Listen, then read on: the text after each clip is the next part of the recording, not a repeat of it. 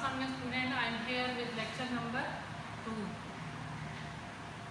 So today I will discuss here about the syllabus division of chemistry 1.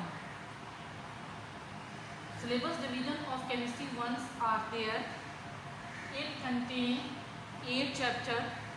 Chapter number 1, Introduction to the fundamental concepts of chemistry. What do you mean by the fundamental concepts of chemistry? As you know, term chemistry to study composition, structure and properties of matter. Then to what the fundamental concept? Fundamental concepts means what do you mean by mole, Avogadro number, significant figure, crowding of data, stoichiometry. All of these things are the fundamental concepts of chemistry. यानी chemistry chapter number 1 में हमने जो basic चीज़ें study करनी है वो क्या क्या चीज़ें हैं हमारे पास जो स्टडी करनी है। उसमें पहली चीज़ ये है कि हमारे पास केमिस्ट्री क्या चीज़ है। ठीक है, केमिस्ट्री में हमारे पास आपको पता है फर्स्ट वन हम जो बात करते हैं तो एलिमेंट्स की बात करते हैं। एलिमेंट्स आर एटम क्या चीज़ है, उनको हमने स्टडी करना है under the head of these compounds. तो उसमें दीज कंपाउंड्स में हमारे पास पहली चीज़ तो ये atom is the smallest particle. How will you determine the weight, यानी वेट में हमारे पास पहले तो एटॉमिक मास हो गया, यानी एटम का वेट कितना है। उसके बाद है मॉलिक्यूल का वेट कितना है। उसके बाद है कंपाउंड का वेट कितना है।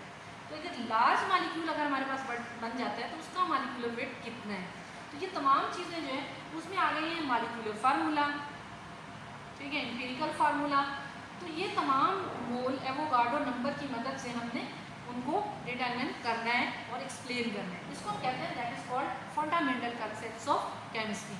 सेकेंड में जब हम बात करते हैं स्टेट्स ऑफ मैटर की, तो स्टेट्स ऑफ मैटर मैंने मैटर के बारे में आपको प्रीवियस लेक्चर में भी बताया है कि जब हम मैटर की बात करते हैं तो इट मीन्स कि इट कंटेन, ठीक है, it contain some area and occupy some space, तो इज कॉल्ड मैटर। तो मैटर में हमारे पास जब सॉलिड है तो आपको सामने बोर्ड नजर आ रहा है कि कितनी एरिया ऑक्यूपाई कर रहे हैं।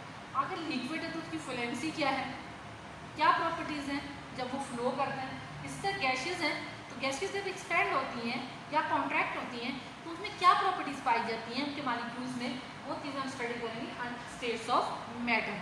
तो बेसिकली जब हम बार बार उन चीज़ों को स्टडी करते हैं तो किसकी तरफ देखते हैं, केमिस्ट्री की। उसकी केमिस्ट्री क्या है उस मॉलिक्यूल की, उस एटम की, उसका स्ट्रक्चर क्या है। तो नेक्स्ट में जब हम आते हैं तो स्ट्रक्चर की बात हो जाती है चैप्टर नंबर 3 में, atomic structure. In atomic structure में हम ये कहते हैं कि एटम इतना स्मॉलेस्ट पार्टिकल है तो उसका क्या स्ट्रक्चर हो सकता है, उसके कितने प्रोटॉन हो सकते हैं, कितने न्यूट्रॉन हो सकते हैं, कितने इलेक्ट्रॉन हो सकते हैं, उसका मास नंबर क्या होता है, उसका एटॉमिक नंबर क्या होता है। वही बात आ जाती है फंडामेंटल कंसेप्ट वाली। ठीक है, तो उसको स्टडी करेंगे एटॉमिक स्ट्रक्चर में।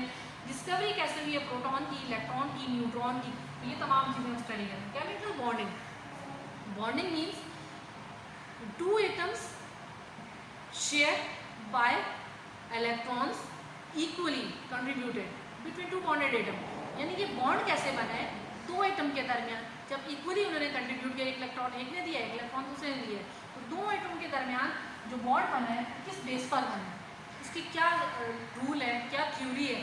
तो उसको हम कहते हैं उस मॉलिक्यूल की अगर बॉन्डिंग बनाई है उसने, H2 है, उसकी शेप कैसी होगी, उसमें लॉन पेयर कितने होंगे, बॉन्ड पेयर कितने होंगे। ठीक है, तो ये तमाम चीज़ें हम स्टडी करेंगे। Single covalent bond, double covalent bond, triple covalent bond, हम किस में स्टडी करेंगे, केमिकल बॉन्डिंग के अंदर हम स्टडी करेंगे। इसी तरह सिमिलरली जब चैप्टर नंबर 5 में हम पहुँचेंगे तो हम पढ़ेंगे एनर्जेटिक ऑफ केमिकल रिएक्शन। यानी what do you mean by the energy when atom join together, how maximum energy is evolve. ठीक है, when atom break down, तो how many maximum energy absorb, यानी रिलीज कैसे होगी और एब्जॉर्ब कैसे होगी, यानी इस प्रोसेस को हम कहेंगे that is called exothermic and endothermic process take place in these areas. Thermodynamic reaction, thermodynamic law, तो ये तमाम चीज़ें हम स्टडी करेंगे एनर्जेटिक ऑफ केमिकल रिएक्शन। आगे हमारे पास है chemical equilibrium. What do you mean by chemical equilibrium, यानी कि इक्विलिब्रियम मीन जितने हमारे पास रिएक्टेंट आपस में मिलेंगे, प्रोडक्ट बनाएंगे तो product will be change to the reactant. तो जब प्रोडक्ट रिएक्टेंट में चेंज होंगे उनके लिए कुछ हमारी कंडीशंस चाहिए होगी, उसको हम कहते हैं that is called chemical equilibrium. ठीक है। उसी तरह हमारे पास केमिकल इक्विलिब्रियम में उसमें डिफरेंट चीज़ें आ जाएंगी, उसकी कंसंट्रेशन क्या होती है, उसके लिए टेम्परेचर की जरूरत है नहीं है, प्रेशर कितना होना चाहिए, वॉल्यूम कितना होना चाहिए, तमाम चीज़ें हम स्टडी करेंगे under the head of chemical equilibrium chapter number 1। Chapter number 6 में चैप्टर नंबर 7 हमारे पास सॉल्यूशंस एंड इलेक्ट्रोलाइट।